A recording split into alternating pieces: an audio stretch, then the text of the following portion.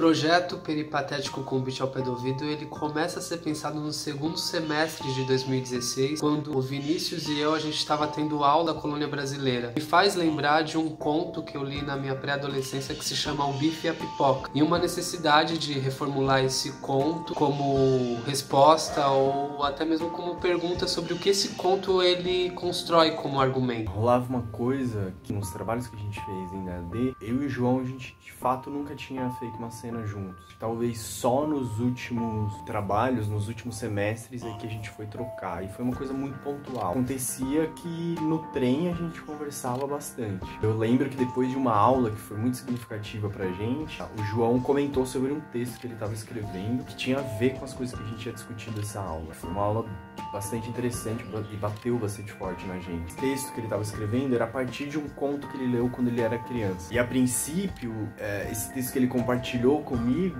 ele já intuía algumas ideias que a gente queria pesquisar, seja enquanto dramaturgia ou enquanto processo de pesquisa como um todo. E essa pesquisa até hoje a gente ainda está maturando ela, está desenvolvendo, e é difícil descrever ela ou sintetizar ela num conceito. E a gente ainda não descobriu que palavra é essa que descreve essa pesquisa nossa, mas de alguma forma ela diz respeito a uma ideia de como a musicalidade da palavra, ela gera ou ela forja novos sentidos, né? A gente fala, inclusive, entre nós três, dentro desse processo, que a nossa ideia é dançar com a palavra.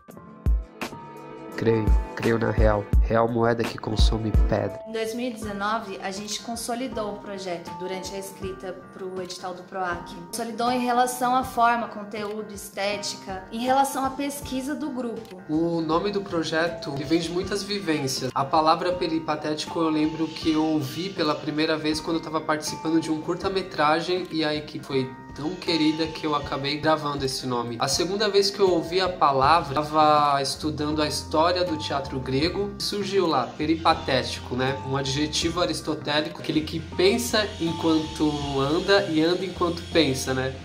A gente do Leme até costuma falar que ele corre e delira. O Beat ao Pé do Ouvido, ele surge a partir do momento em que a gente faz longas distâncias de ida e volta no trajeto, dentro do transporte público, acompanhado com fone de ouvido. No primeiro momento, a gente conversava muito sobre como a gente conseguiria responder a esse conto, que é carregado de estereótipos, que é carregado de leituras bastante problemáticas. Essas leituras, a gente passou a perceber que elas estão relacionadas a um tempo, mas não só, estão relacionadas também a uma perspectiva da classe dominante. E esse problema ele se intensifica porque existe uma iniciativa da autora em tentar dar conta dessas distâncias sociais. Quando ela narra isso pela perspectiva da classe dominante, esse ponto de vista privilegiado não consegue acessar de fato o problema. Então uma das saídas a essa resposta que a gente encontrou foi alterar na narrativa quem é que narra, quem é que elabora essa reflexão. E nesse sentido encontrou essa saída nessa resposta descrevendo, ou pelo menos elaborando uma reflexão sobre as condições de trabalho, as condições de estudo, as condições de locomoção dentro da cidade de São Paulo e como isso poderia trazer uma resposta. Mas durante as nossas discussões para tentar achar qual resposta dar, a gente foi percebendo que seria mais interessante compartilhar. O projeto é também sobre acompanhar a trajetória de quem está indo e voltando do trabalho, da faculdade, da escola. É acompanhar quem percorre grandes distâncias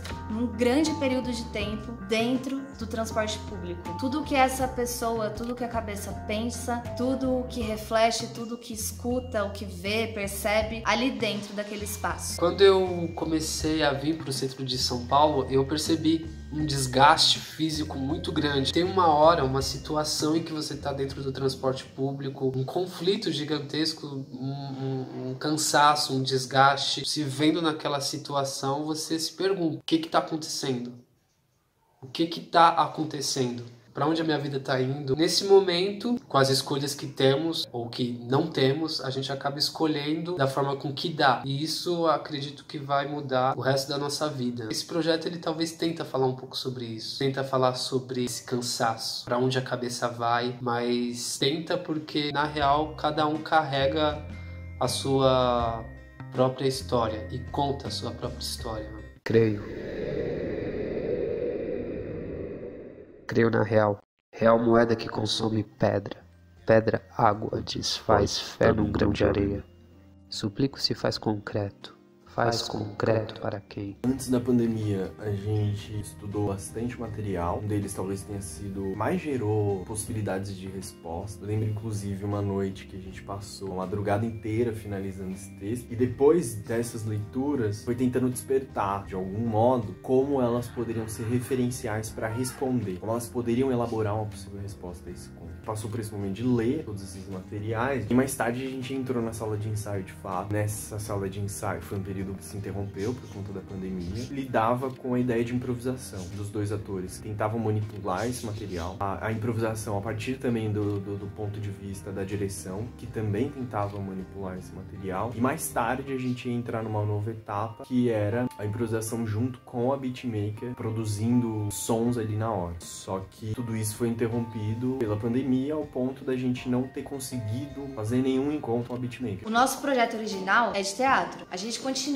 com a potência que é a realização desse projeto, mas com toda a dificuldade de tentar adaptar teatro para algo virtual, um formato virtual. Então, nesse momento de pandemia, a gente está se apoiando em plataformas como o Instagram e também descobrindo outras plataformas para dar continuidade minimamente ao nosso trabalho. É um desafio muito difícil porque, num primeiro momento, ele se estruturava, ou pelo menos as coisas que a gente vislumbrava, e as coisas que a gente tinha se programado era para um formato de teatro, de fato, né? Um teatro presencial. E apesar da gente ter conseguido encontrar potência nessas ferramentas, elas nos angustiam muito, porque se não fosse esse descaso que a gente está vivenciando cotidianamente, a gente talvez não estaria tão traumatizado depois dessa pandemia, né?